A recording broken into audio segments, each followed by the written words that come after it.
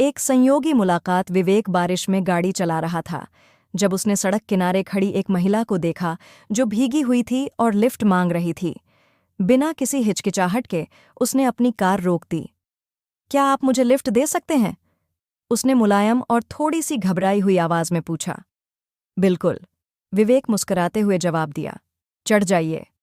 वह जल्दी से कार में बैठ गई और अपनी छाता से बारिश को झाड़ते हुए कहा, बहुत धन्यवाद, मैं पायल हूं। बारिश की बूंदों की आवाज के बीच दोनों की बातचीत शुरू हो गई। पायल ने विवेक से अपनी शादीशुदा जिंदगी के बारे में बात की। उसने बताया कि उसका पति हमेशा काम में व्यस्त रहता है, जिससे वह अकेला और अनदेखा महसूस करती है। इसके अलावा ससुराल वालों से बच्चों के लिए दबाव भी उसे मानसिक तनाव दे रहा था। विवेक ने ध्यान से उसकी बातें सुनी और उसकी पीड़ा को समझा। वह खुद भी अकेलापन महसूस करता था, हालांकि वजह अलग थी।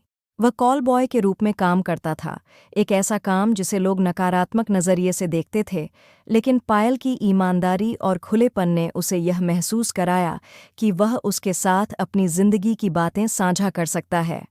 उनकी मुलाकातें लगातार बढ़ने लगीं। हर बार जब वे मिलते, वे एक दूसरे के साथ अपनी जिंदगी के संघर्ष और भावनाएं साझा करते। पायल ने विवेक से अपनी परेशानियों के बारे में खुलकर बात की और वह एक ऐसा दोस्त बन गया जिस पर वह पूरी तरह से भरोसा कर सकती थी। एक दिन पायल ने तय किया कि वह अपनी दोस्ती को एक नए स्तर पर ले जाएगी। उसने होटल में एक कमरा बुक किया ताकि वे दोनों कुछ समय अकेले बिता सकें। जब विवेक होटल पहुंचा तो वहां का माहौल बहुत ही शांतिपूर्ण और आरामदेह था।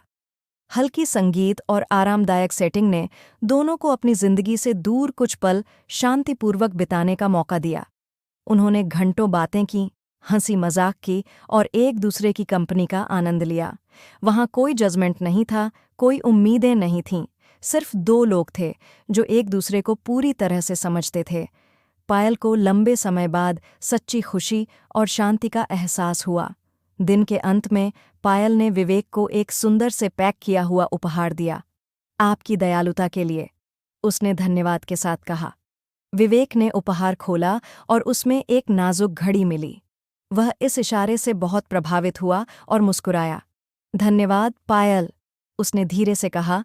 उसका दिल भावनाओं से भर गया।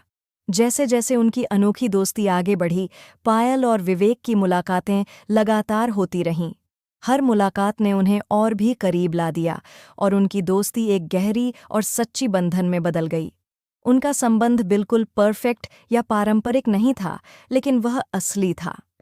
एक दुनिया में जहां अपेक्षाएं और निर्णय होते हैं, वे दोनों एक दूसरे में एक दुर्लभ और सच्ची समझ और साथ पा चुके थे।